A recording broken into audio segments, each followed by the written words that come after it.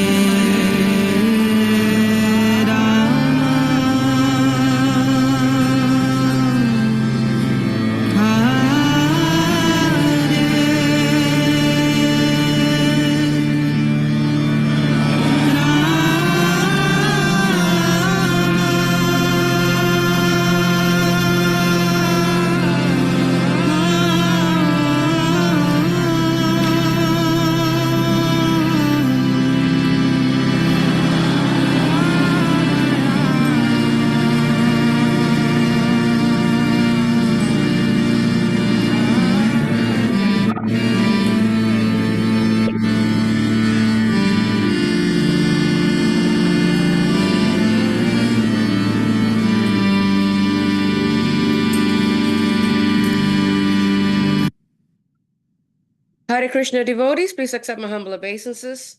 All glory to Srila Prabhupada. Welcome devotees to today's Bhagavatam class, which will be from Sri Chaitanya Charitamrita, chapter 5, verses 90 through 93. And the chapter is entitled The Glories of Lord Nityananda Balaram. Interestingly, we are going to be celebrating the appearance of Lord Balaram tomorrow in the US. So this is very, very nice time to speak about the glories of Lord Nityananda Balaram. We're very happy to have His Holiness Chandramali Swami with us. Hare Krishna Maharaj, please accept my humble obeisances. All glories to you and Srila Prabhupada. Hare Krishna Maharaj. Maharaj, can you tilt the camera a little bit so we can see your face more, Maharaj? Perfect. Great, Maharaj. Thank you so much. And it's all yours, Maharaj. Okay. Coming up. Zoom. Okay, let me see here. Jaya Jaya Sri Chaitanya, Jaya Nityananda, Jaya Dvaita Chandra, Jaya Gaur Bhakta Vrindam, Chinta Aishwarya E Janiya Amar, Eta Gitara Artha Kailam Parajar. O Arjun, you should know this as my inconceivable opulence. This is the meaning propagated by Lord Krishna in the Bhagavad Gita. Eta Purusha Yanar Amsadara Nam Chaitanyera Sangha Se Nityanandaram.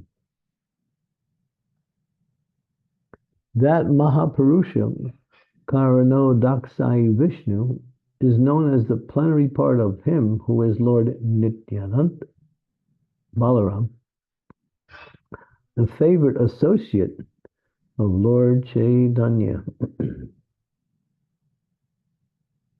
Etan Navama Sokira Artha Vivaran Dasamasloke Artha Sunadiya Man. I have thus explained the 9th verse, and now I shall explain the 10th. Please listen with rapt attention. Yamasayam Shila Garbhasayi Yasyam Safsashila Garbhodasayi Nagyabhajam Loka Sangitam Nalam Loka Shastru Sutitam Dharma Tastu Tam Nityananda Rama Prapadye. I offer my full obeisances unto the feet of Nityananda Rama, partial part of whom is Garbhodaksai Vishnu. From the navel of Garbhodaksai Vishnu sprouts the lotus that is the birthplace of Brahma, the engineer of the universe. The stem of that lotus is the resting place of the multitude of planets. In the Mahabharata, Shanti Parva, it is said that he who is Pradyumna is also Aniruddha. He is also the father of Brahma. Thus, Garbhodaksai Vishnu and Kshirodaksai Vishnu are identical plenary expansions of Pradyumna, the original deity of Brahma, who was born from the lotus flower. It is Pradyumna who gives Brahma direction for cosmic management. A full description of Brahma's birth is given in Srimad Bhagavatam, 3rd canto, 8th chapter, verses 15 and 16. Describing the features of the 3 Purushas, the Laghu Bhagavatamrita says that Garbhodaksai Vishnu has 4-handed form, and when he himself enters the hollow of the universe, he lies down in the ocean of milk. He is known as Kshirodaksai Vishnu, who is the super soul of all living entities, including the demigods. In the Sattva Tantra, it is said that the 3rd Purusha incarnation, Kshirodaksai Vishnu, is situated as the super soul in everyone's heart. This Kshirodakshayi Vishnu is an expansion of Garbhodakshayi Vishnu for pastimes. Umagyantimirandasya Gyanajana Salakaya Chaksun Militam Yena Tasmai Shri Gurave Namaha Sri Chaitanya Manobhistam Stapitam Yena Bhutale Swayam Rupa Kadam Mayam Dadati Swapadantikam Ma Om Vishnu Padaya Krishna Bhakti Vedanta Swaminiti Namine Namaste Saraswati Deve Gauravani Pacharine Nirvisesa Sunyavadi Paschatya Satarni Vanchakalpa Tarubhischa Vipa Sindhu Bebacha Patitanam Pavanebhyo Vaishnavebhyo Namaha Namaha Jai Shri Krishna Chaitanya Prabhu Nityananda Sri Advaita Gadadhar Srivasadi Gaur Bhaktivinoda Hare Krishna, Krishna Krishna, Hare Hare, Hare Rama, Rama Rama, Hare Hare. For the sake of creation, the Lord manifests himself in different forms, both for the creation of the creation and for the function of the creation, both. From Krishna, he is Adi-Purusha, Govindam Adi-Purusham Tamaham Bhajami. Ishvara Parama Krishna Sat Chit Ananda Vigraha Anadirari Govinda Sarvakarna Karanam. Krishna is the source of all of the manifestations and incarnations and forms of the Lord. He is Adi Purush, he is the original source. From him everything expands both in the spiritual world and in the material created cosmos. The complexity is very impossible to figure out, but it's explained to us that from Krishna. Now you have to understand one thing before you can understand the nature of creation and the source of creation also. All of the manifestations that come from creation, all of the expansions, are also eternal. So eternal is expanding into eternal. Try to figure that out. You can't, because we think in terms of beginning and end. Our minds are like that. Something begins, something develops, something ends. We see everything in that way. When it comes to the word eternal, we can't understand what it means, how something can be always existing, never born, never not existing.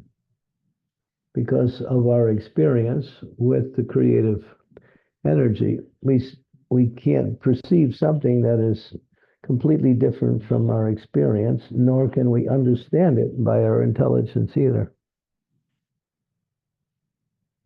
But here, we'll give you a little understanding. From Krishna comes Balaram.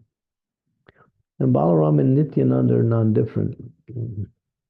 Brajendra Nandana Ye, Sachi Sutta Hoilo Se, Balaram Hoilo Nitai.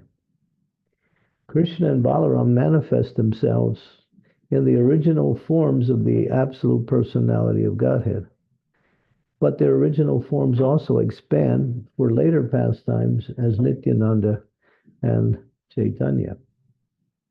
All of it is eternal, but one is expanded from another in order for the function to unfold in a certain way. So from Krishna comes Balaram. From Balaram expands what is called the Chaturvyuha, which is mentioned here, Aniruddha, Pradyumna, Vasudeva, and Sankarshana. Sankarshana and Vasudeva are not mentioned here. But the, what we say, the Chaturvyuha, Chatur means four manifestations of the absolute truth. each representing a particular absolute aspects of the absolute truth. Vasudeva is none different than Krishna. Sankarshan is none different than Balaram. Aniruddha and Pradyumna are also manifestations of the absolute truth, and they are the original personalities of Godhead here. So we see that these personalities, like Aniruddha and Pradyumna, appeared as Krishna's son in his Leelas as he manifested his pastimes in the material world, especially in the area of Dwarka. But they are also the supreme personality of Godhead, in which it says Pradyumna, and both he and Aniruddha are the same, but they are the father of Brahma. So when Krishna spoke the knowledge to Brahma, he manifests his form as Pradyumna. Now, when that Chaturvyuha expands again into the Narayan features, and they are innumerable, the four-headed forms of the Lord, which are the Vaikuntha manifestations of the Godhead. And from Narayan, it expands the second Chaturvyuha, Sankarsana, Pradyumna, Vasudeva, and Aniruddha, these four again. From the second Sankarshan comes Mahavishnu. Here his name is mentioned as Karna Daksai Vishnu. Karna refers also to Mahavishnu. And Mahavishnu expands into Garbhodakshay Vishnu. And from Garbhodakshay Vishnu, a lotus flower sprouts, and Lord Brahma is born from that lotus. Therefore, Brahma is called Ajja. Another name for Brahma is Ajja, means born without a mother, born directly from the Supreme Personality of Godhead, or self-born, you might say. That's another name for Brahma, Ajja. And so when Brahma comes, then uh, he needs to understand his existence, so he can't. So he goes down to the lotus flower again, into the stem, trying to search out his existence. In that lotus flower stem are all the planetary systems. He comes back up, he can't understand anything, then he hears the word twice, tapa, tapa, which means penance, austerity. And then he performs this austerity of meditating on that sound vibration, and he focuses his attention on the Supreme Lord's lotus feet. And after 1,000 celestial years of meditation, he receives all of the knowledge from Krishna, who, in the form of Pradyumna, Tene Brahma Hidayati Kapaye. From that Garbhodakshay Vishnu sprouts Kshirodakshay Vishnu, which is the aggregate of the Supersoul, as it's mentioned here. It's an expansion of the Supersoul, Kshirodakshay Vishnu. And all of the incarnations that appear within the material world come through the agency of Kshirodakshay Vishnu. So the Lord appears through that porthole, you might say. Kshirodakshay Vishnu is the means by which the Lord manifests his incarnations when he comes to the different universes, like that. And Kshirodakshay Vishnu is the aggregate of the Supersoul, which means the Lord within the heart of all living entities. So that from that super soul manifests all of the uh, creative forms, or the ingredients for all of the creative forms, and all of this is put together by Lord Brahma as he receives the knowledge from Lord Krishna himself. Krishna activates the pradhan. What pradhan is the aggregate of all of the living entities, and I'm sorry, not the living entities, but all of the energies that make up the material world. Bumir apanalo bayo kamana budave vacha hankar iti ame benakriti astada. Earth, water, fire, air, ether, mind, intelligence, and false ego. They make up the creative cosmic energy. Outside of that, there is nothing. But they're in an aggregate form. In other words, they're all bunched up. They're not separate. And then when the Lord Mahavishnu glances, he throws his glance towards that pradhan. Then in that glance is the living entities, us who have been in the body of Mahavishnu during the sleep state in between the creations. Because creation is temporary, but the process of creation is eternal. So creations come and go, but the principle of creation is eternal. There means there'll always be a material world because there'll always be living entities who will need to exhibit their desire to be separate from the Lord. And so and in that glance is the time factor, the living entities, and those two ingredients. And then Krishna's female manifestation of his aspect of Mahavishnu, which is called Ramadevi, she carries that glance to the Pradhan, and then it agitates, and all of the energies earth, water, fire, air, ether, mind, intelligence, and false ego, which are created by the Lord, are now separated into their different elements. And then Brahma, he comes along now. He's the engineer of the universe, and he has the intelligence now, after receiving that intelligence directly from Krishna within the heart, to do the work of creation. And he starts to formulate all of the bodies of the living entities, which are 8,400,000 species of life. And then you have the manifested material energy now, like that. And Super Soul, manifested as Kshirodakshasai Vishnu, enters into the hearts of all of these living entities as the indwelling super soul, or the guide for the living entities while they struggle in the material worlds. So this is just a kind of an overview of how creation manifests itself. And it's quite intricate. You might see it's almost like spiritual sex life. When Krishna glances, that glance is full of his energy, potency, but is carried by his female energy, Ramadevi, who you might say the example is that the ovum of the woman is in the body of the woman, but it's there, and the ingredients for the baby is there. This is now talking on a material level.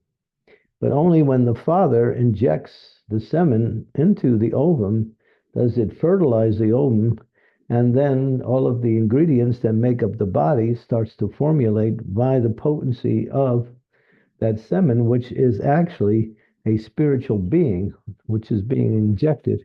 And then you have life. This is how life manifests. So you'll see the similarities in creation with Krishna and his internal energy, and you'll see also the same thing manifested in a different way, but slightly same but different in the material world when two people come together in order to create a child. So what is above is also below, but not in the same quality, but in some similarity of what we say development, like that. So when you learn all of this, and this is very important to learn, then you can understand that same Mahavishnu manifests himself in his original form as Krishna in the material world, and has his pastimes as Krishna in Vrindavan. And he has his friends, the cowherd boys. He has his girlfriends, the gopis. He has his parents, Mother Yasoda and Nanda Maharaj, and he has activities. And all of these things are manifested in the material world. So the living entity can become attracted to the Supreme Lord. And by hearing about and developing attraction from the Supreme Lord, which comes by continuous hearing about the Lord, that attraction will develop automatically. That is the process. The more we hear about Krishna continuously, the more our attraction for Krishna will automatically, naturally grow, because the attractive potency is not coming from the outside. It's there within the hearts of the living entity, but it's being awakened by the presence of Krishna in the form of his transcendental activities. And then we develop Krishna consciousness. And then when we develop Krishna consciousness, then we understand Krishna to a certain degree. And that degree qualifies us to go back home, back to Godhead. As Krishna says, Janma karma chime divyam, evam ya tottvataha, Janma karma chime divyam, evam ya tattva dehe purna janmani naitimam eti sorjuna. One who knows the nature of my birth and activities in this material world does not, upon leaving the body, again take birth in this material world, but attains to the spiritual realm. They come back to me in the spiritual world. Well, that verse is fundamental for success. One who knows. Well, how much can we know about the Supreme Lord? We can know enough to qualify ourselves and to purify ourselves from all material. Material life is like a disease. That's all it is. It has nothing to do with the soul. The soul is completely free, just like the body gets diseased and it gets in an unhealthy state. When the body is in an unhealthy state and it cannot function normally and undergoes some difficulty. So when we come into this material world, we accept this material energy made up of the three modes of material nature as it's actually a disease. And to get over the disease is the process of bhakti, of hearing and chanting the glories of the Lord, and that's the medicine. Eneche asari maya, nasi badalagi, harinama mahamantra lao to me, magi. So this is the medicine for getting over this material disease. The living entity is not meant to take birth. The living entity is not meant to get old and die and experience disease and all kinds of calamities in life. This is all happening to the body, but we, identifying ourselves with the body, are experiencing these things as happening to me. That's the conditioned soul's consciousness. Conditioned means conditioned by material energy. But we have our constitutional position, which overshadows our conditional position when we get back to our position as pure spiritual beings engaged in loving devotional service to the Supreme Lord. So that is the reality. And to attain to that existence is the perfection of life. One who falls short will come back again in the next life to continue to keep trying. Life after life after life, we come back in this material world until we get it right. It's like going to school. You keep flunking the exam, but you get another chance on your next semester to again try to pass the exam. So passing the exam is getting free from the contamination of material energy and awakening our transcendental love for Krishna, which is natural and which is innate within the consciousness of the living entity. It's nothing to bring from the outside, it's actually natural. So material life is an anomaly, it's an anachronism, it's a disease, it's as Prabhupada says, it's just dirt. That's all, pure dirt. So we got this dirty material body and we think it's so nice, but it's not so nice because it's causing us all the problems. If you don't have a material body, you don't have any problems. You don't have any sufferings. It's all due to accepting something that is not part of our natural existence. And why do we accept that? Because we want to somehow or other be independent of the Lord.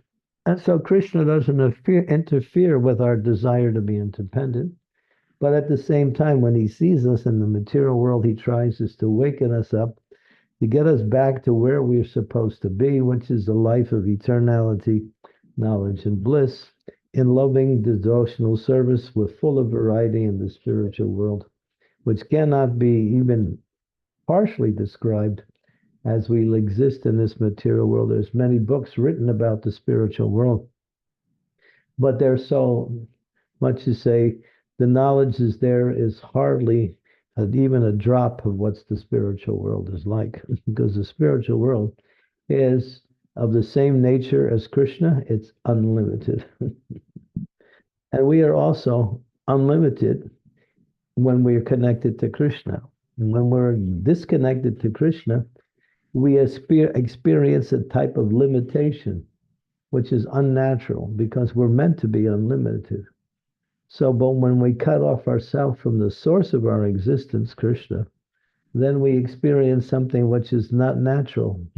We're now, in other words, we're limited. We want to live forever, ever. We can't in this body. We want to be happy. We can't because the nature of the material world is to undergo duality. So wherever there is some kind of pleasure, there is also suffering. The nature of the material world, as Krishna says, is dukhalayam sastratam. It's just miserable. Life after life, coming back. And sometimes we're not even fortunate enough to get a human body. We have to suffer in some lower species of life, which is in complete illusion of our identity. If we get a body of a dog, we act like a dog. We get a body of a fish, we swim around in water. We get whatever body we get, it directs us toward the activities connected with the material energy in one way or the other. Now, this is the material existence. So here, you're seeing how everything unfolds due to, and Krishna takes so much, you might say, effort just so we can act out our desires to be independent. He doesn't interfere with our independence because he is Swarat. Swarat means completely independent. He is not controlled by anything. He is he is free to do anything he wants at any time, anywhere, in any existence, anywhere. His independence is complete. There's no one that can check his independence, even a slight iota. The only way you can check Krishna is through love. Then he becomes subservient to love, and then one controls Krishna by love. But that's the only way he's controlled, only by love. And that same independence that Krishna has is there within the soul, us, in minute form. So we also are Swarat, but not completely like Krishna. He is fully Swarat, we are partially Swarat. What is our independence? We can choose between service to Krishna and not serving Krishna. That's our independence. And as soon as we choose one or the other, we're put under that particular energy. And then that energy controls us accordingly. If we put ourselves under the spiritual energy, then we are controlled by Krishna, which means we're controlled by a loving Father who is bringing us back to our natural constitutional position. If we accept control by the material energy, then we're put under what is called the taskmaster, one who punishes you for choosing the wrong thing.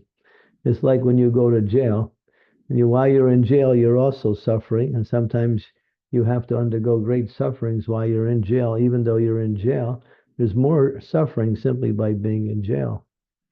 So the same way, when we accept this material body, we're accepting suffering automatically.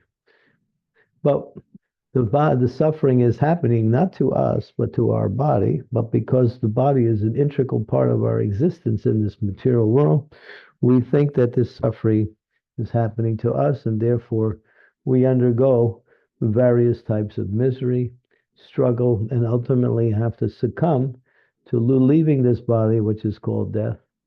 And if we haven't purified our consciousness, then we have to come back in another body, all again, to again make an effort to get out again. So each life you get another chance.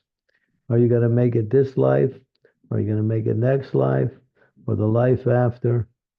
So the idea is, the preaching is, do it in this life, because in this life Lord Chaitanya is here, Lord Nityananda is here, the Panchatattva is here, the pure devotee spiritual masters are here, and they're giving us the way out of this, what they call repetition of samsara. Samsara dava nalalita loka, pranaya karana gana ganatvam, pratasya kalyana gunar navasya, vande guroshri, charanara vindam.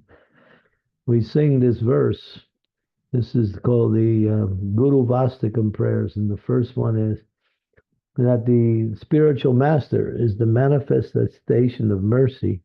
And just like a rain cloud, gana ganatvam, he's raining down the mercy of Krishna upon us, so we can put out the forest fire of our suffering in this material world. Just like if you get burnt by fire, or if you're trapped in a forest and there's fire all around, you're suffering. You're suffering. You're thinking how to get out of here. But sometimes you find no way out. So the suffering only increases. So in this material world, it's like a forest fire. It's blazing. And the three modes of material energy are just punishing the living entity in different ways. And then when you want to get out, you have to put it out with water. But just a little bit of fire hose water from your fire department's not going to put it out. You need ganatvam. You need a lot of rain. So therefore, it's like the rain that comes from the sky. Just like it says sometimes when there is big fires in this world, the fire trucks with all of their energy and all of their supplies, they can't put it out. But if there's a rain shower that continues for a long time, then the fire is extinguished like that. So that's the spiritual master. His mercy is like raining down Krishna's mercy upon us, which is pulling us out of this fire of material existence and giving us the way back to the spiritual world, which is eternal, full of knowledge, full of bliss, and full of loving exchanges with Krishna and all of the living entities in the spiritual world. So why waste time and stay in this material world life after life? Those who are actually intelligent, as it says in the Bhagavatam, will not try to make a permanent place anywhere in this material world, because they know there's no permanent place in the material world. As Krishna says in the Bhagavad Gita, from the highest planet in the material world down to the lowest, all are places of misery. Why? Because birth and death are coming. Birth and death are foreign to the living entity, and they force one to accept disease, old age, and various other types of calamities that simply harass the living entity life after life after life. No matter what position you are in the material world, you're subject to these miseries. You may be very rich and powerful, but you'll still have to undergo this suffering. It's just the way it is. This is the nature of this world. So we say, Jeev Jago, Jeev Jago, Jeev Jago, Gola Chandra Bole, Kota Nija Jayo Maya, Pisa Chita Kole. The call, what is that call? It's an alarm clock. Wake up, wake up, wake up, sleeping soul. You're suffering on the witch Maya, and she's sucking out your blood, and you're thinking, oh, it's so nice. Yeah, just like if someone is taking your blood, you think, wow, this is bad, I'm losing my blood. But that's what's happening in the material world. We start off in this material world as full of energy and youthful, and as time goes on, we go less and less, and soon And when we get to old age, we can hardly move. We're always checking in with doctors. We're always buying medicines. We're looking for some ways to mitigate the miseries that come by disease and old age, which are prominent in the older part of life. But there's no solution. The solution is get out,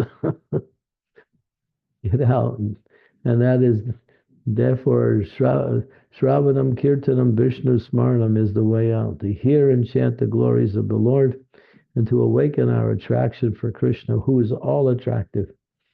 Everything about attractive is Krishna. His beauty is attractive. His names are attractive. His forms are attractive. His qualities are attractive. And his activities are most attractive. So we develop that attraction for these things. Then, as the verse says, then, and when you leave this body, and then this is the end of your samsara. And when you go back to the spiritual world, you'll just look back and you'll remember everything of your sojourn in the material world. You think, boy, that was like a bad dream. You'll be able to see that once you're back in the spiritual world. You'll remember all of your births, everyone, because in your spiritual world, you're fully cognizant of past, present, and future. And you'll see how you had undergo all of these, and you'll just see it as a bad dream. That's all. So don't stay in this bad dream and try to make it a good dream because it's not possible. It's one way. It's a horror movie, and we're the victim of the monster of birth, death, disease, and old age, miseries of the mind, body, miseries of other higher powers. Even we develop family members and friends, and they disappoint us. They create misery.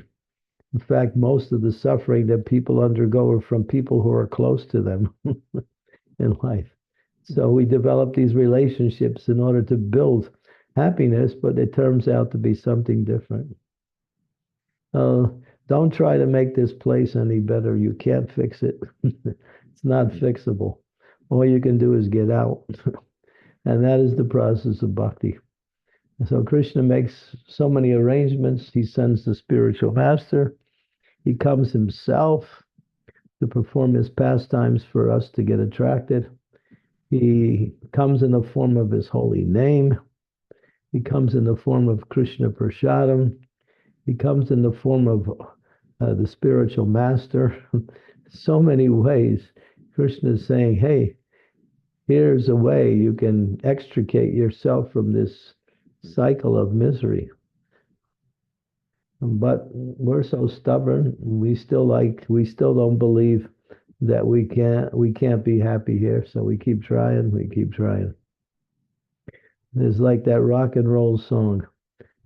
I try, I try, I try, and I can't get any satisfaction, but I keep trying. it's like it's like it's like hitting your head against a wall. And once in a while you stop and you think, oh, it feels so good. What are you doing? You're stopping hitting your head against the wall, and you think the reduction of the pain of hitting your house against the wall is pleasure. But what it is a reduction of pain, that's all. But pain is always there. And then again, we take up the process of trying to smash the wall with our head. In other words, we're trying to make something happen that can't happen. Your head cannot break the wall. Your head will break before the wall will break. So we keep chasing after this ephemeral happiness in this material world, in this family, society, love, money, position, um, so many things in this world that attract us, and all we get is more headaches. That's all.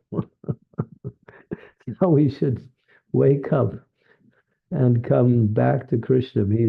He's waiting for you.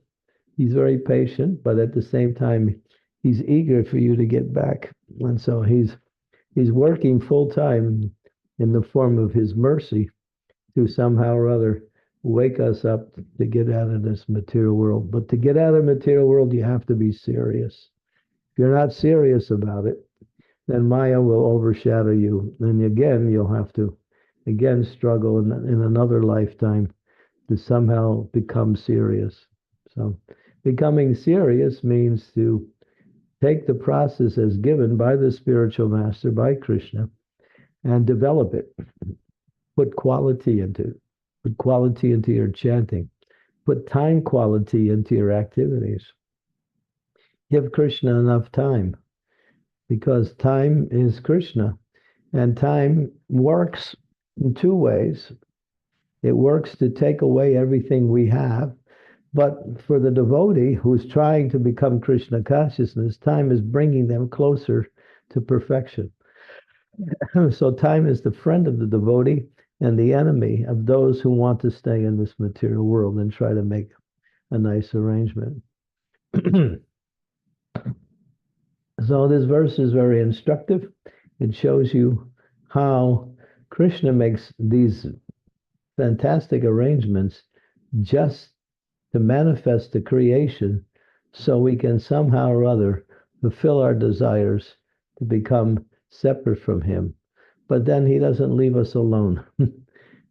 If he were to leave us alone, that would be cruel. But because he's so kind, he makes not only arrangements for us to be independent, but he also makes arrangements for us to get out of this illusion of being independent.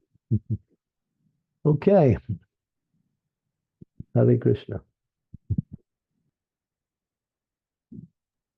Maharaj, thank you so much for such a wonderful class.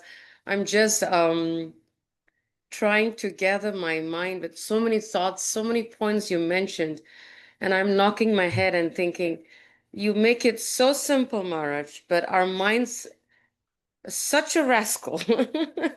Like you said, the material energy that it just the mind is I think the mind is the biggest enemy more than anything that That's what the causes. Bhagavad Gita. That's what the Bhagavad Gita says. Yes, Marge. It says you only have one enemy. It's called your mind. That's all. There's only one enemy. That's it. Such a rascal, Maharaj. I mean, as I'll stop. I'll give the opportunity to other devotees to speak, Maharaj. But Sri Devi, please go ahead with the question. Thank you, Anasuya. Dear Maharaj, please accept my humble obeisances. All glories to Srila Prabhupada. Maharaj, as you were speaking, I was just thinking, Krishna, don't let me flunk this time, because this is not my first sojourn in this material world. I have a deep, I don't know, it's sort of there in my consciousness that I flunked many times in previous lifetimes. And now Krishna is giving me a chance, saying, okay, try to get your act together at least this time. And to me, it's like terrifying. Even the thought of flunking anymore is so terrifying that I dare not do one single thing that is displeasing to you. And I want to do everything that is only pleasing to you. So this endeavor for me is very serious, very, very serious. This particular time period in history is very beneficial for the conditioned souls because of the presence of Lord Chaitanya and Lord Nityananda. Right. By their mercy, we can get out. By their mercy, we can get out. If we follow the process given by them, and we become very serious to chant the holy names of the Lord. We have to not only chant, but we have to chant regularly and take our chanting as the most important part of our day. It is. It's not something we have to create. It is the most important part of our day because it sets the whole foundation for our spiritual development. And it brings us to perfection also. So chanting this is the special mercy in this age. Harir Nam, Kaler Doshani De Rajan, Asti Eko Mahagun, Kirtana Eva Krishnasya, Mukta Sangam Param Bhajan. Thank you. Thank you, Maharaj. My obeisances. Thank Thank you, you. Sri Devi, for actually echoing the same thoughts that I had, and I'm sure many of us have, because when Maharaj was speaking about when we go back to the Lord and we will remember all our breaths, I was like, Hare Krishna, that's a serious nightmare. It's like, you know, like just to sit and just to know the many, many, many lifetimes that we have goofed up. Well, Maharaj. Yeah. when you remember, if you could remember your life, you also remember your death.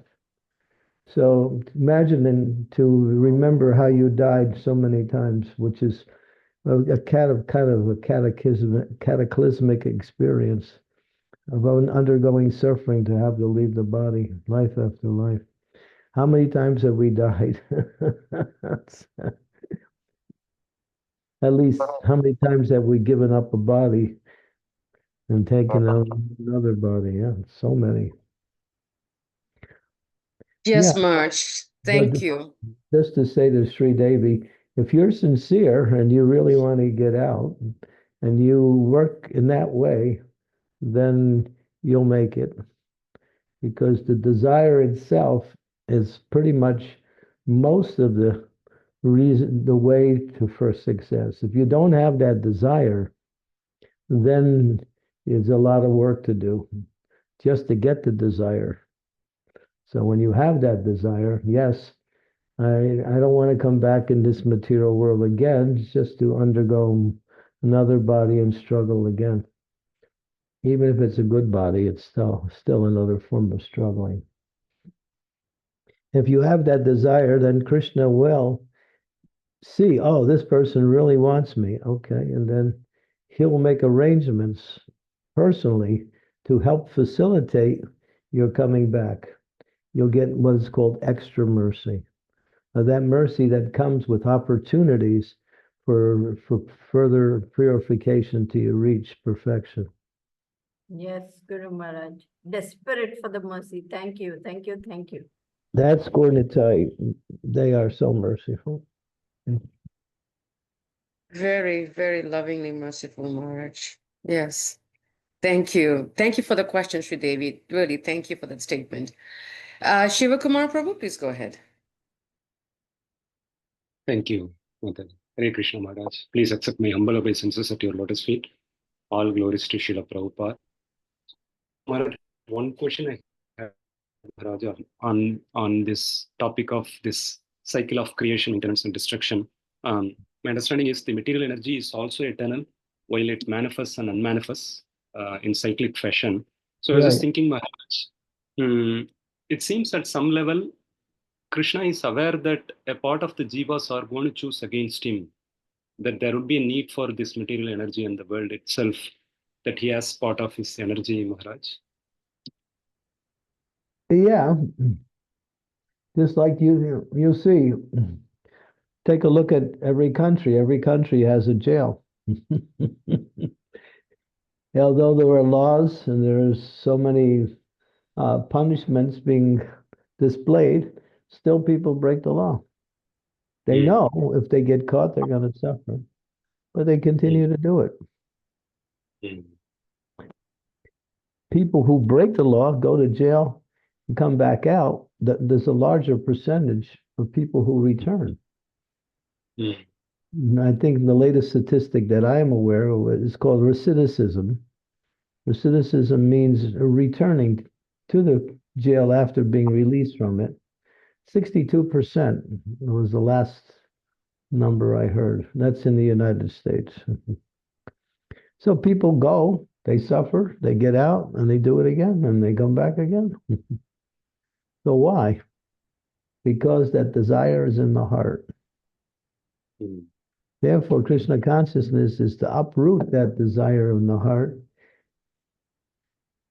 and not simply punish us by the material energy. The material energy just showing you where you're not supposed to be, but the material energy is not going to get you out. It's just showing you what a fool you are, and here's your suffering. But the way out is the mercy of the Lord in the process of bhakti. That's the way out. That you have to focus on. Mm.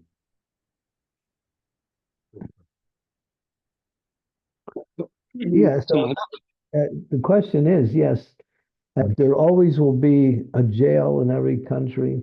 There'll always be a material energy will be there to again imprison the conditioned souls in another life in the material world. mm, Yeah, it is like Lord Chaitanya. he uh, he had one follower, Vasudev Datta Thakur. Vasudev Datta Thakur was so dear to Lord Chaitanya that Lord Chaitanya said, Vasudev Datta Thakur, I am his possession. He can do anything he wants with me. He can sell me. My body, my existence belongs to Vasudev Datta Thakur. Why did the Lord say that? Because Vasudev Datta Thakur was praying seriously that let me accept all of the sinful reactions of all the living entities in the universe so they can go back home and let me suffer for all of them. Now, he wasn't just saying that, he was meaning it. mm, And Lord Chaitanya glorified Vasudeva so many, but then Lord Chaitanya said, even if all of the living entities in this universe go back to Godhead, again, it'll fill up. And Lord Chaitanya did that just to please Vasudeva. He took everyone back at that time. mm, During the time of Lord Chaitanya, he took everyone back to Godhead. mm, But it'll fill up again. So he told Vasudeva, you know, I'll take everyone back, but it's going to fill up again anyway. It's just the way it is. The conditioned souls are eternal also. mm. Okay. So, And Maharaj, just one. yeah, and there's some conditioned souls who stay in lower births life after life. They never see the light of day. They become worms in stools. They become ferocious living beings in very hellish conditions. They stay Mm, there life after life. That's mentioned in the Bhagavad Gita in the 16th chapter. mm, He said, I cast them into demoniac births life after life after life. You imagine, so the conditioned souls are some of them, you know, they just don't accept God, or even if they do, they hate God because they don't like what God does. They actually hate God because God is powerful, and he's made the material energy such a way you can enjoy, and they want to enjoy, and so they're suffering. So they know God exists, but they have this hatred towards God. I can name one person who is very popular in the world today. He hates God. It's everybody knows who he is. I'm not going to mention his name, but he's very prominent in today's, secular world. So there's people like that, and they'll get a human birth because of maybe some pious activity, but then the next birth they become a worm in the stool, or even lower.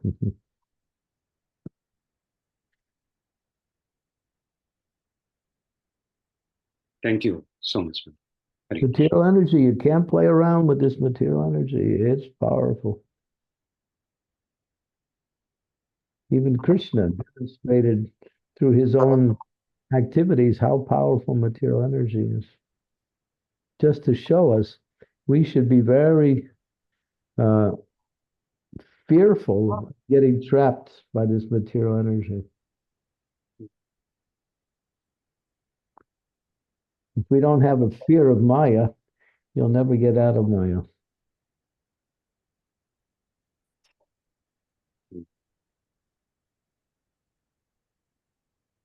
Thank you so much, Marja. Thank you, Shivakumar. Hope that helped. I think you Yes. want to say something else, Shiva Kumar? I think. No, you covered it, Maharaj. You covered all the points. Thank you so much. Okay, thank you. Thank you. Pavni, go ahead. Hare Krishna Guru Maharaj, please accept my humble obeisances, all glories to Srila Prabhupada and your lotus feet. Maharaj, we sometimes hear that devotees commit suicide. What if somebody commits suicide and they're remembering Krishna? What is their destination? It says if you commit suicide, you get a ghostly body. That means you have a subtle body, but you don't have a physical body.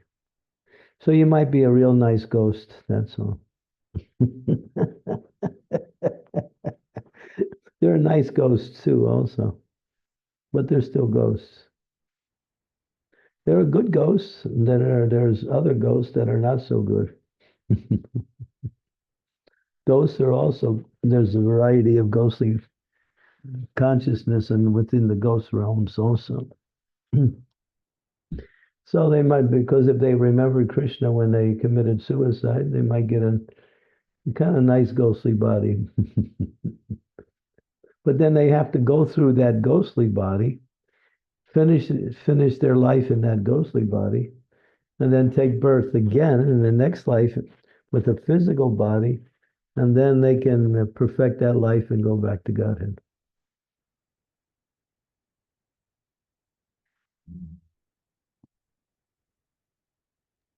Did that help, Pavni? Yeah.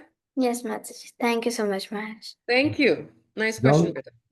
Don't stick around, Pavani. We need you. Don't get any ideas. Yes, Sweet Maharaj. child. Yeah, Thank she's you. very inquisitive. Damodar, you're next.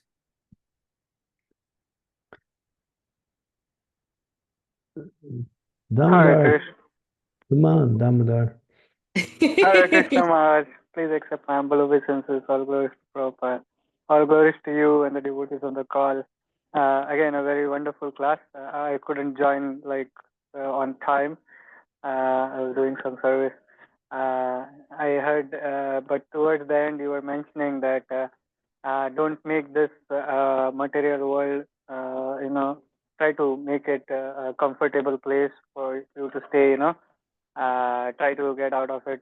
So somewhere I feel like we need to, the point I am deriving is we need to develop detachment from the material world and the attachment towards the spiritual world. So wanted to ask how to develop that detachment and make sure that it's not artificial, and what will be the symptom of a person who has a real detachment from a person who has who is showing artificially that he is detached. One detachment and attachment are similar. One who is actually a detached cannot be inactive. They have to perform activities. No one can be, even the Shastras say, no one can be inactive even for a moment. So detachment from the material means activity in the spiritual. So when you're 100%, when 100% of your time is used for the spiritual, then you're fully detached from the material. Those who make a show of detachment, they can't be detached because they have an aversion to material life. But aversion is another form of suffering. They try to distance themselves from everything material, but you can't do that unless you take on the spiritual. So they take on some kind of material activities, which they think is another form of detachment, but it's not. You might say, they go to some secluded place that has a nice environment. They get a little cottage. They stay by themselves. And they have a little garden. They have a dog and a pet deer. And they just live like that. And they think they're detached from material life. But they've taken on another form of material life, which is not so horrific. But coming to the mode of goodness is still within the realm of material and energy.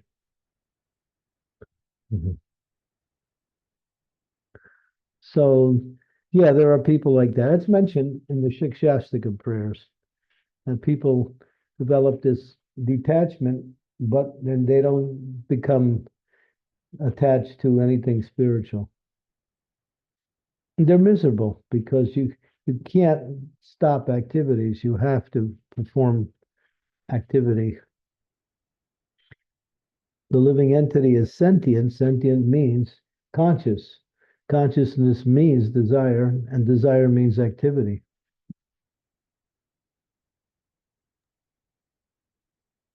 Hope that helped, Damodar. Hare Krishna. Yes, Maharaj, that really helps. Thank you. A lot of your visits have helped me a lot in the past. I remember you were talking about chanting one day with me at Anusuya Mataji's place, and even the recent times your visit. So keep visiting, Maharaj. We'll wait for you. Okay, yeah, if you stay, just keep serving the temple there. And I know that you're a very enthusiastic servant. You see anything anybody asks you to do, you're always eager to do it. So that's a good quality. That's just a mercy, Maharaj. That's your words. I keep troubling devotees here a lot. Hare Krishna. Well, you don't trouble anybody, but you are Damodar. I had to laugh, Maharaj, but yes, he's Damodar. We know the Damodar. It's But it's an inside joke. yes, it is, Maharaj. It's an inside joke. Look at him smiling from ear to ear. You won't say anything, Damodar. He doesn't have to.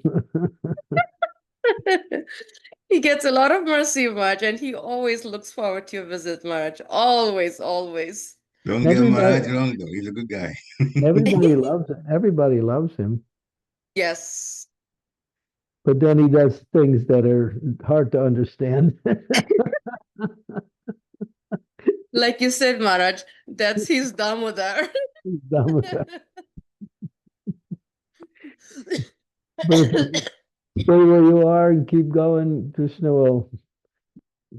he'll say, Damodar, that's it. Your show's over. You're coming back to me, whether you like it or not.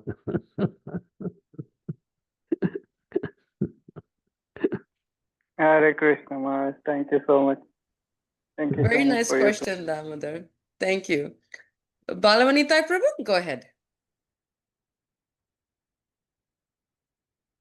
Hare Krishna Guru Maharaj, please accept my humble obeisances. All glories to Srila Prabhupada. Jai Shri Nityananda. I want to circle back around to something, your characterization of Maya as a horror show and the intrinsic suffering of it. As I have said before, I'm sort of the Westerner outreach at our temple, and I have two new Westerners that have been coming to our Wednesday night Westerner-centric class. And last night, Otto Prabhuji asked me, the sort of almost Christian-like problem of evil question. And he said, if Krishna is all-powerful, why waste time with Maya and the suffering that these souls have to go through when he could just cure us all of material suffering. And I tried to answer his question from the karmic perspective. You know, the suffering in your judgment in this life is related to hundreds of past lives and the problems that you've had. And so the terrible things that happen in this life, you know, and he attempted to kick the can down the road and like inquired, what was the point of even that? I admit I did sort of have I did have trouble answering him. It's easy, really. It's an easy point. He gives you your independence. Like I said earlier in the program, Krishna is independent and you're part of him. You have fragmental independence. He doesn't interfere with that.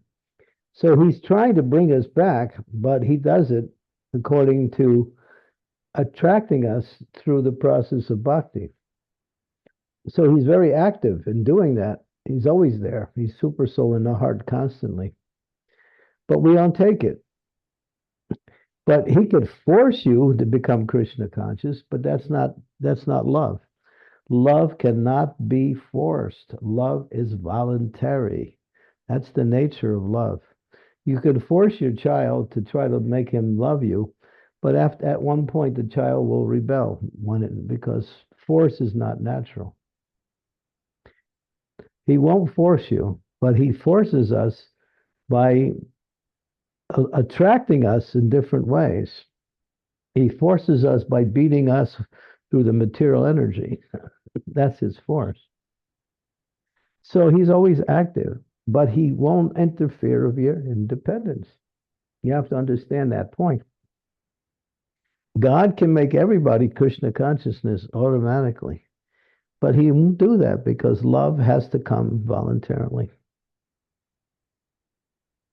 When love comes voluntarily, it's love. When it's forced, it may have some result in an immediate sense, but in the long sense, it won't last because force is not natural. It's like people go to jail and they're forced to suffer. And they come out, and what do? They do the same thing again. Because punishment doesn't rectify a person. Force doesn't change a person.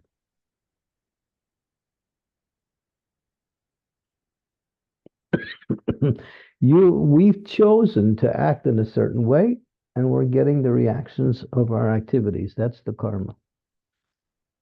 He's telling us, if you take the devotional service, then the results of your past activities, karma, will be nullified. And when you stay within that process, after some time, all of your past activities, all of your previous karma, your prarabdha karma, your aparabdha karma, all of that will be gone. And then there'll be no more reactions on the material level. And then bhakti becomes very easy and nice. It's always easy and nice, depending on our enthusiasm. But our enthusiasm is fueled by our association and by our freedom from our past material reactions. So when you get initiated, the spiritual master takes up some of that reactions of your past suffering. That's the first initiation. The second initiation, whatever's remaining is taken. And don't do anything else again. But if you act wrongly again after you get initiated, then you'll get slapped again. The slap is a way to wake you up to wrong activity. It's not the full force of your karma.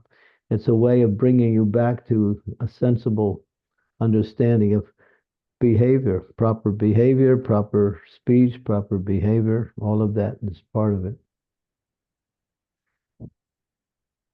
So we create our reactions and actions, not Krishna.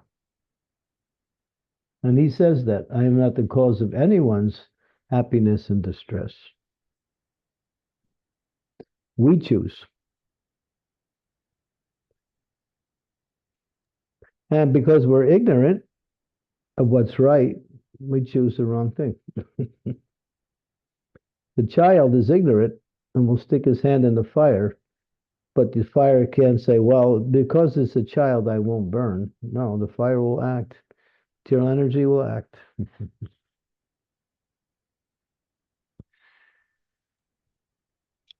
Hope that helped, Balavanita Prabhu. Yes, absolutely.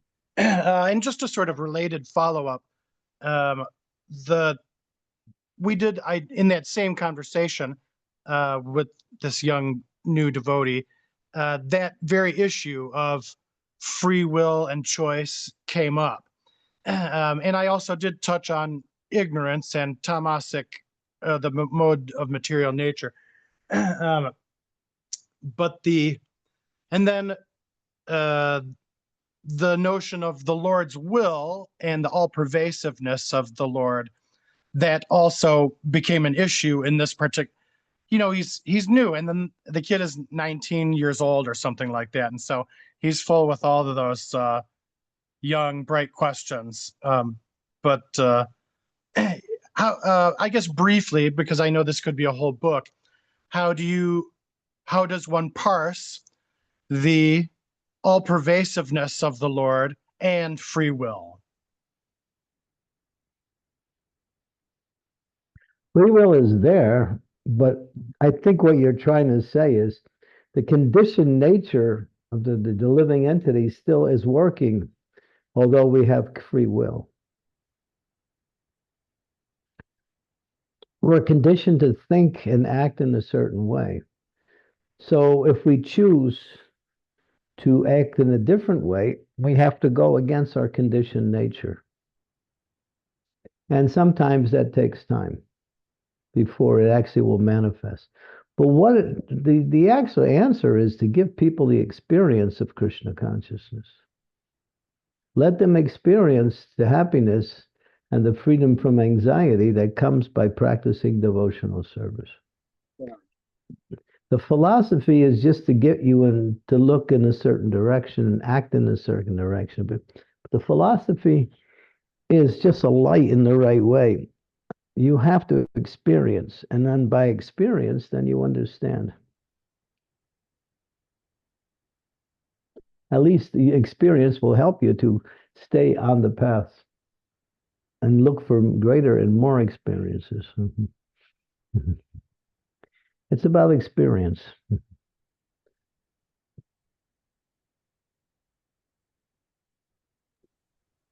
Hope that Excellent. Thank you. Yes, very nice. My obeisances. Hare Krishna.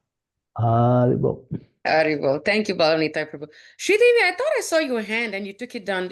You have your question answered, Prabhu? you got Dear Krishna is up there. Yeah, because okay, dear Krishna, you go ahead because Sridevi, I think, got her question answered. Hare Krishna Maharaj, please accept my humble obeisances. All glories to Srila Prabhupada.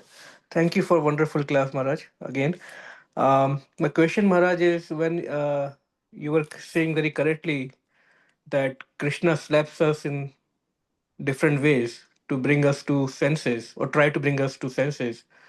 My question, Maharaj, is but how do I know? Because my default tendency usually is to blame everyone else, not everyone else, but not me.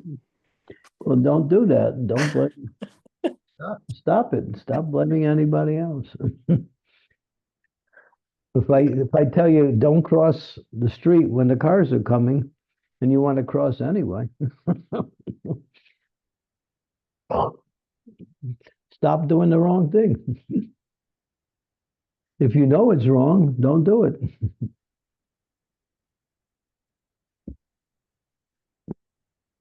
Yes, Maharaj. So that's like the default reaction always is always blaming the government, the family for our issues, or even in devotional life, blaming others for not being able to do something. So Well, when something happens and you see the immediate cause, then you think, why did that come? What was it about me that brought that thing to come towards me? And then you can start reflecting, and then maybe through some prayer, through additional chanting, Krishna will help you understand it's about you.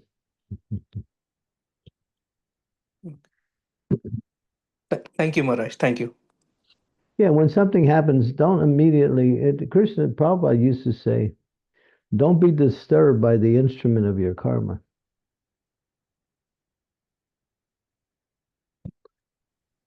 That's a If very something, good question.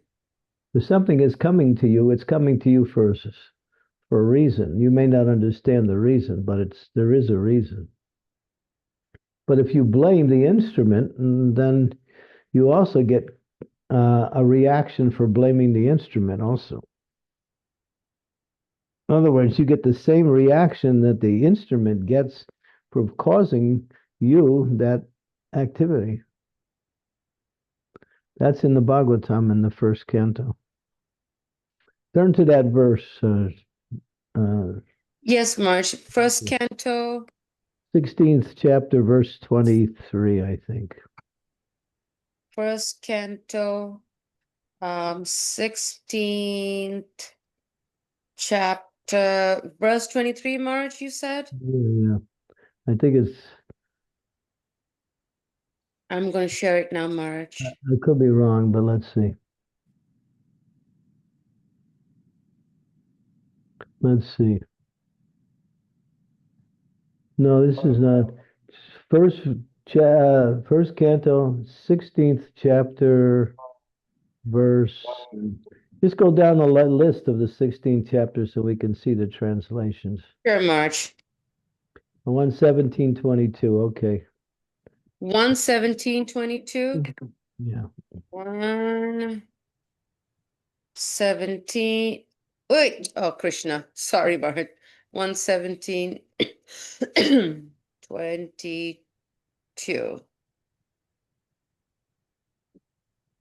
The king said, "O you who are in the form of a bull, you know the truth of religion, and you are speaking according to the principle that the destination intended for the perpetrator of irreligious acts is also intended for one who identifies the perpetrator. You are no other than the personality of religion." This is a large discussion. This is the conclusion of the discussion. The devotee concludes that no one is directly responsible for being a benefactor or mischief-monger without the sanction of the Lord. Therefore, he does not consider anyone to be directly responsible for such acts. But in both the cases, he takes it for granted that either benefit or loss is God sent, and thus it is grace. Yeah. And then it goes on to say, thus for a devotee, the identifier is equally a sinner like a mischief monger.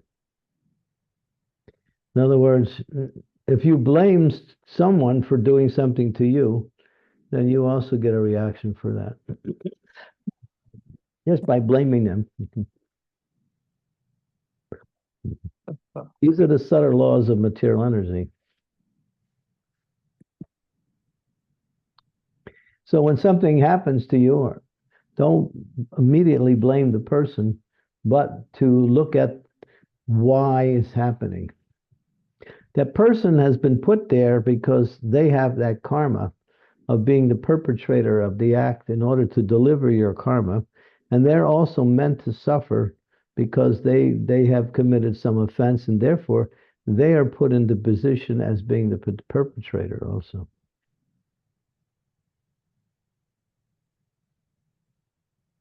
Why do some people do a lot of things wrong and never get caught? And why do people who don't do things wrong get blamed for doing things wrong? Think about that one. Thank you so much, Maharaj. Very powerful, Maharaj. Very, Yeah, very. it says, in other words, a devotee has no suffering at all because the suffering is also God's grace for a devotee who sees God in everything.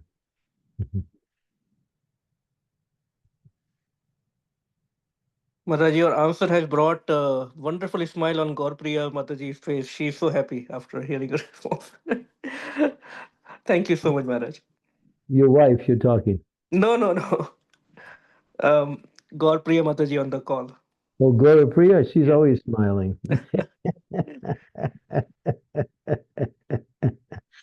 Maharaj, Maharaj, thank you so much. That was powerful. I had that question for so long time, for some years. And thank you so much for answering it. It's so much amazing. Hare Krishna. Yeah, now you're liberated.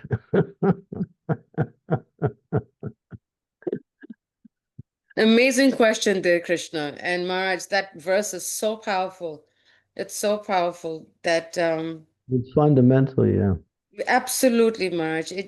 We just gotta, because it reminds me of the fingers, the three fingers pointing back at us, and one is pointing at the other person, which is like three times the number of fingers pointing at us to make us think, if something goes wrong, just stop and think, what did I do wrong? What is it in me? Or, and yeah, very, very powerful point and very nice question there, Krishna. Thank you so much, Prabhu. thank you, Sridevi, Maharaj. And Maharaj, we are waiting for you. Please come soon. Hare Krishna. I just was there. they want, Marsh, we want you to come again soon. It feels like years, Maharaj. Please come soon. Yes. All right, so you come to Ujjain in September, and I'll meet you there. Hare Krishna, Maharaj. Yeah, I think I think I heard that you also like to travel to India, right? Yes, Maharaj, I try as much as I can every year. Okay, come and see me in Ujjain. I will definitely try, Maharaj. Yes, absolutely. Thank you, Maharaj, for the invitation. Yeah, from the 14th of September to the end of the month. Okay. Sridevi, it's all yours. And then I have a couple of questions in the chat before I forget them. I don't want to forget them. Go ahead, Sridevi. I hope you can hear me. The power is gone, so I'm joining by the phone. Am I Yeah, audible? we can hear you. Yes. You're pretty audible. Okay. So my question is a little bit complicated. I'm asking about a situation where, say, I'm in a position of authority and I have to investigate a wrongdoing. And then I receive news from some higher ups, hey, look the other way. This person is my friend. Don't investigate or don't find the culprit or don't whatever it is. And then I think, oh, I better keep quiet. I better not. I'll hush up the matter or I'll just, send the complainant away with some excuse or something because I'm frightened of, my superior's wrath upon me. But if I make that choice, why am I not even more scared of Krishna's wrath upon me for doing something wrong, knowingly? I don't Why is know. it that this little superior, Well, because we always think we're the victim.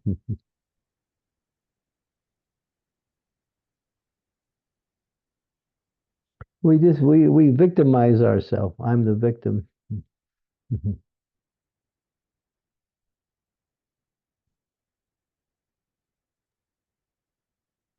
so in a situation where I'm asked by a superior to hush up the matter or look the other way, even though I know something wrong has been done, if I take a stand, no, this is not dharmic, I'm going to investigate or I'm going to find, the right path because I'm in a Okay. position to There's different ways to answer that. Huh? There's different ways to answer that question.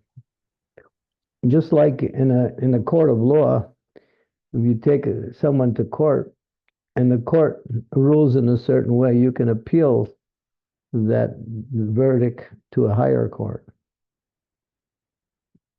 And then even in that higher court, you can appeal it to the highest court. So there's an echelon of authority also.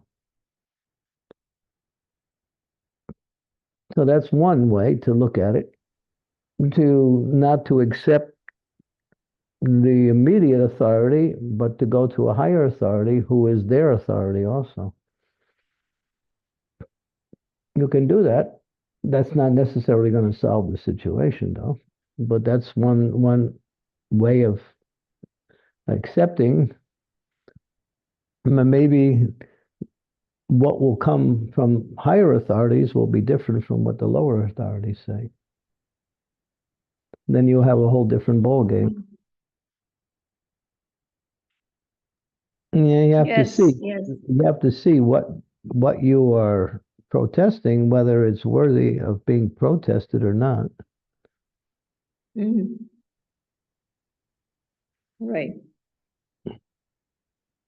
But sometimes we let it go, as it says. And just go on with our Krishna. Right. I remember, Guru Prasad Maharaj once was being asked a question on Zoom, saying that in situations where there is violence, where there's abuse, etc., what should the woman do? And he said, well, the woman has to take recourse to action so that she's not further victimized. But she must also know it is her karma. But at the same time, it doesn't mean you have to keep on, allowing the abuse to go on. Right. So he said you must understand this is part of your karma, but you must also take action so that further abuse doesn't occur.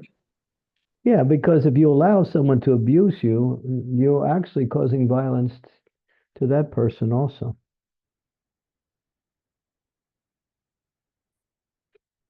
So you're not helping that person by allowing it to go on.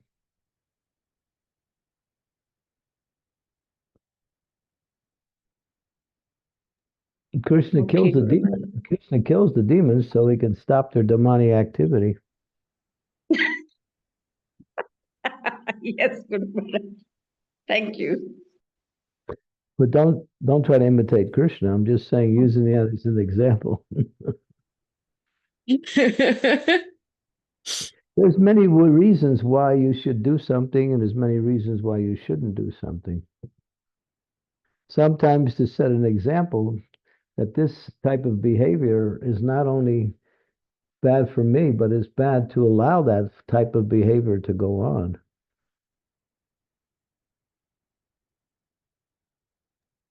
Yes, Guru Maharaj.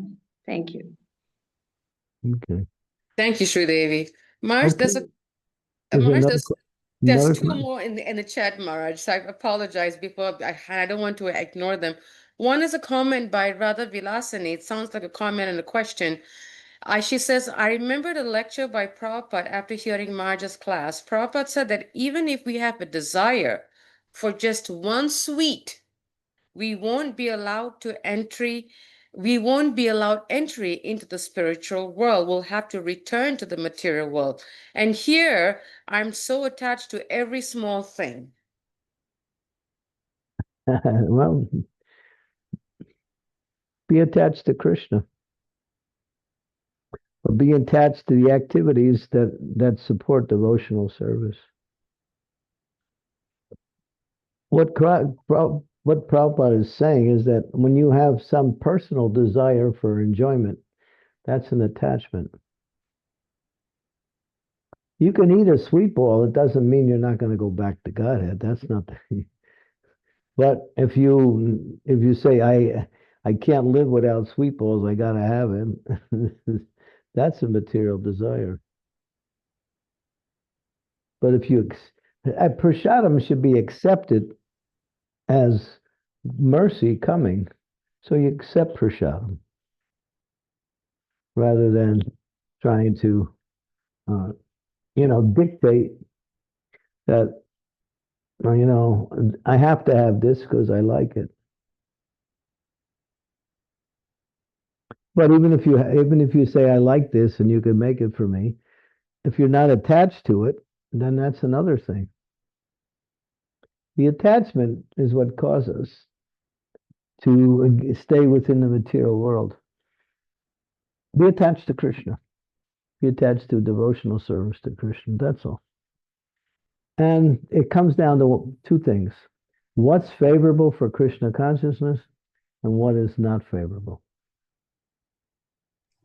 And then there's a whole listing of what's favorable There's a whole listing of what's not favorable.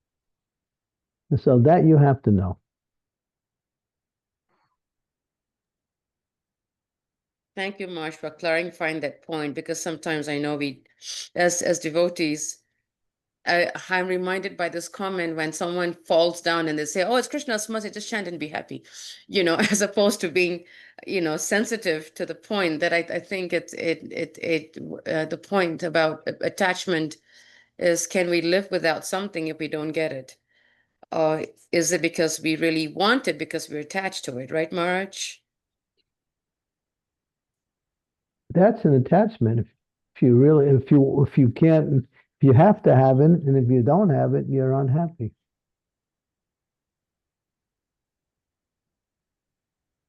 Yeah. So just be attached to Krishna and accept things as they come. Thank you, Marge. I'll come to Priksha. I'm just going to read this question because this devotee gave it to me like half an hour ago, Marge. It's by Abhishek Dubey. Please accept my humble obeisances, all to Prabhupada. My question is, Marge, about Lord Balaram's birth. It is written that when Rohini Mata was 7 months pregnant, Lord Balaram came in her womb from Devaki's Mata's womb by Maya Devi, and after 7 days, Lord Krishna's taken birth.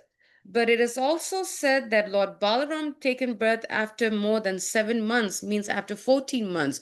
So how is it that Balaram is older as the elder brother of Krishna? This is actually confusing me, Marsh. Can you please explain? He is.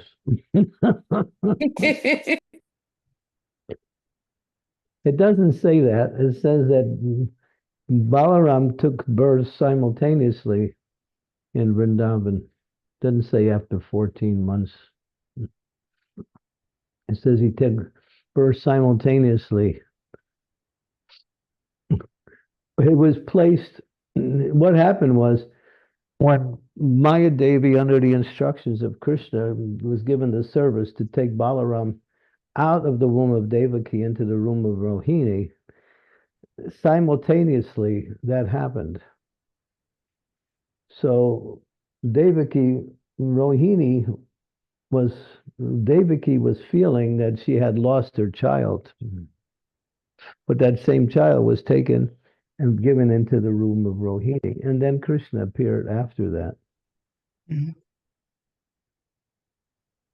So Balaram was the 7th child, and Krishna was the 8th child. So Balaram is older. Mm-hmm.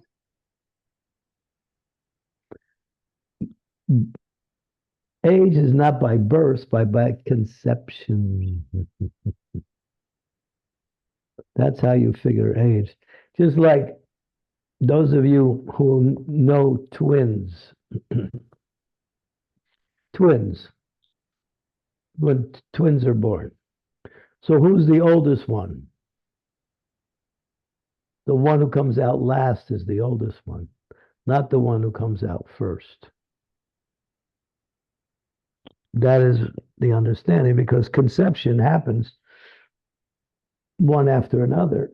And the one that comes out last was conceived first, and the one who comes out first was conceived second. So the one who conceived, and I talk to ladies who know, and then all of a sudden the kids are switched around, And one kid says, "Yeah, I knew I was older than you are." by 25 seconds or something.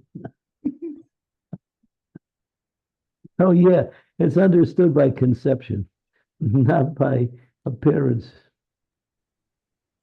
And then they start bossing around, right, Mark, when they change their whole intent.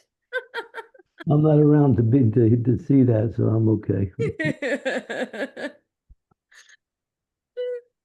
Thank you, Maharaj. I hope that helped, Abhishek. Yeah, that's the answer. Good. Perfect. Okay, Prikshit is the last one to ask the question. Hare Krishna Maharaj, please accept my obeisances. All glories to Srila Prabhupada. Oh God, I'm sorry. So you were in the middle of lecture. You mentioned something about the detachment from material energy, and you said that there's a text in the Shastaka that explained that, and I wanted to know which one it was. Verse number 1. Okay. Yeah. If I can, if you give me a minute, I can read it to you.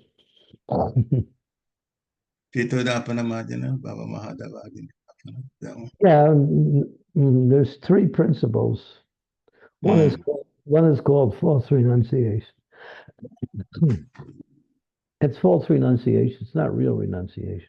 It's not real detachment. Because detachment means attachment.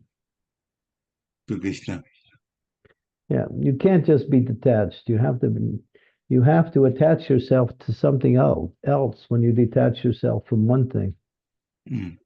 There's no question of being somewhere in between. And so that's called, it's the sign of the false ego. Voidism. Yeah. Thank you very much. Yeah, let's see. If you want, I can just look at my notes and read it to you. Okay. It's up to you, time. Let's see. I got my notes in hard copy and I have it on soft copy.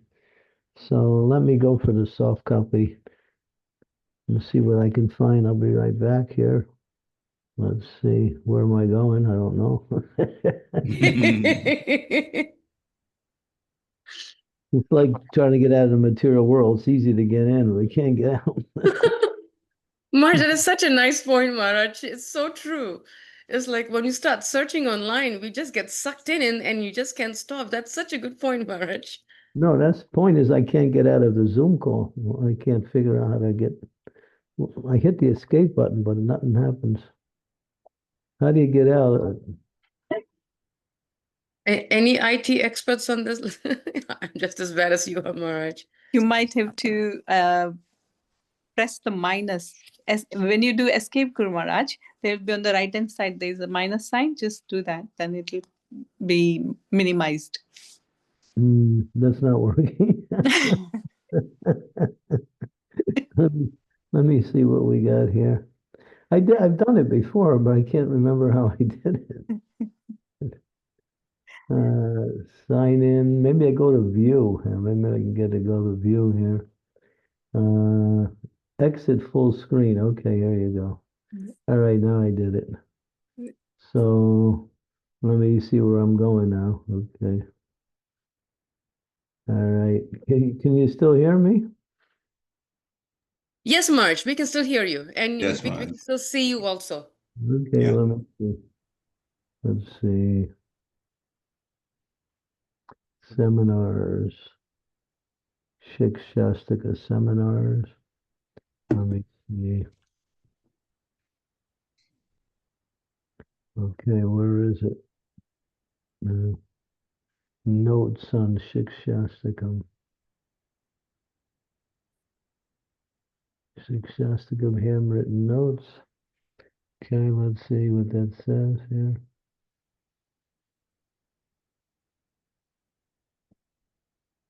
Okay, that wasn't it. Let's see.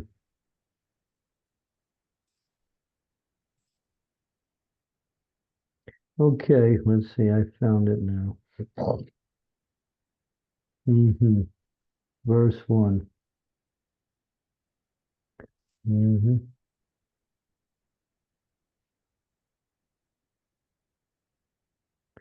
Let's see.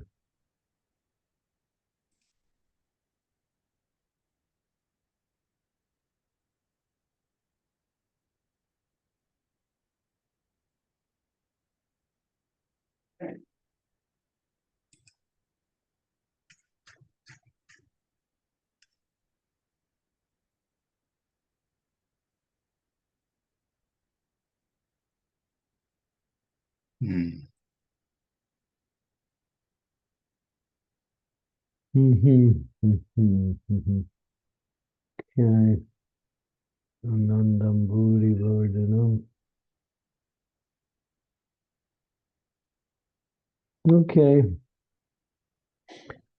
Cheto Darpana Marjanam cleanses the soul from ignorance, mirror of the mind, three coverings, material desire, enjoying in spirit, ungodly actions. So, those three things, material desire, sense gratification, enjoying spirit, fruit of activities, ungodly action, false renunciation. So that false renunciation is also what is called ungodly actions, results in who is God. Okay.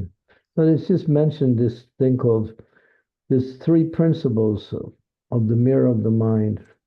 One is cleansing material desires, cleansing fruit of activities, and cleansing false renunciation.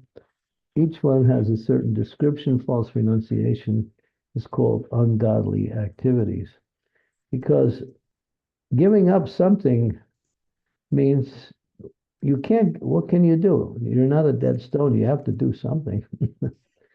So there's no, unless you take up spiritual, you're still in the material. Hmm. Yeah, that's basically it. Okay. It's called ungodly activities or false renunciation. That's how it's described. Okay. So it's material desire, false renunciation, ungodly action, and then also fruitive activities. Those three. Fruit of activity is ungodly activities is false renunciation. That's how it's categorized as. Yeah, those two are together. All right. Thank you very much, Maharaj. Okay. Thank you. Maharaj, can you take one more question, Maharaj?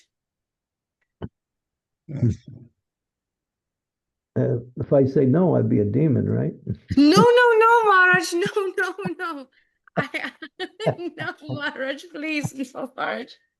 It's just Krishna Kaviraj had his hand up, and I didn't want him to. I can't refuse Krishna Kaviraj because he created a daughter that's more advanced than he is.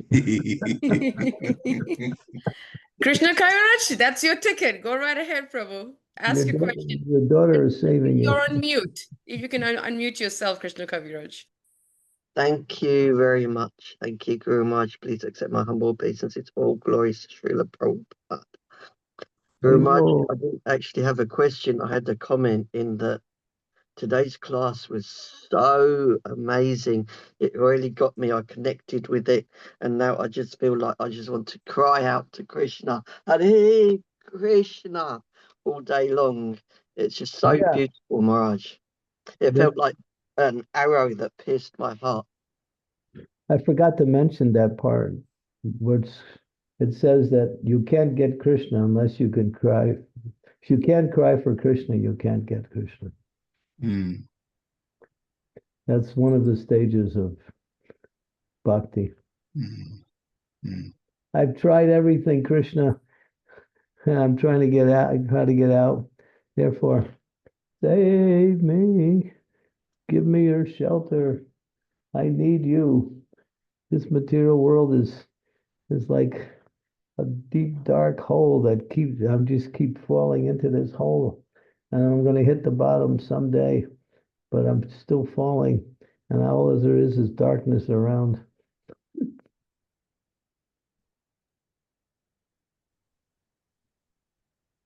Such a nice realization, Krishna Kaviraj.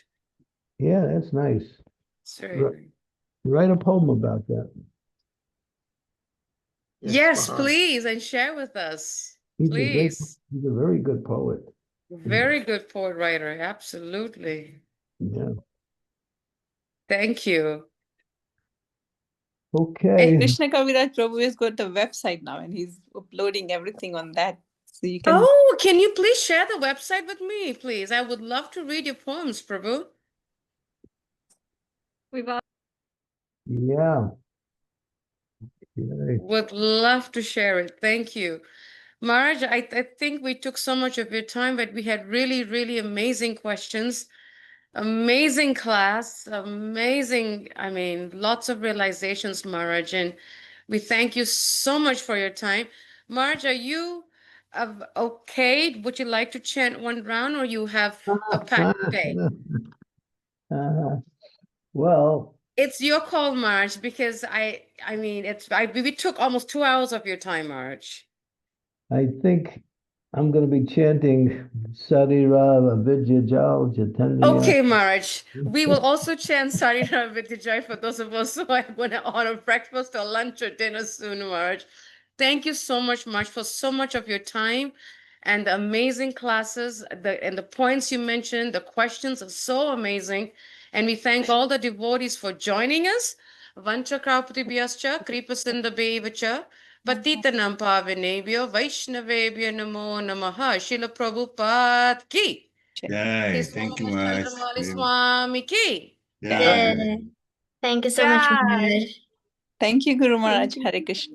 Hare Thank you so much, Guru Maharaj. Hare Krishna. Thank you, Guru Maharaj. Hare Krishna. I'm going to Thank try. you, Guru Maharaj. I'm, Hare Krishna. Hare Krishna. I'm going to try to be here tomorrow. Yes, ma'am. I'm traveling, so I might be able to stop and park into some secluded place and give the class Sure. that way. Let's see if it works. But I'll be on the road tomorrow, so let's see if I can find that break time at 1 o'clock. Yes, Take ma'am. one wrong turn, Guru Maharaj, again. Huh? Take one wrong turn again. It's the same driver, too.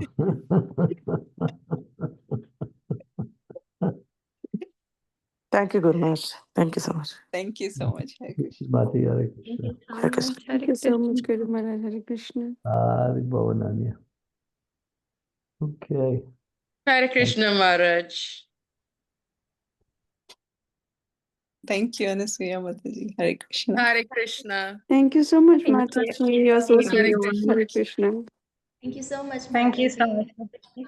Hare Krishna.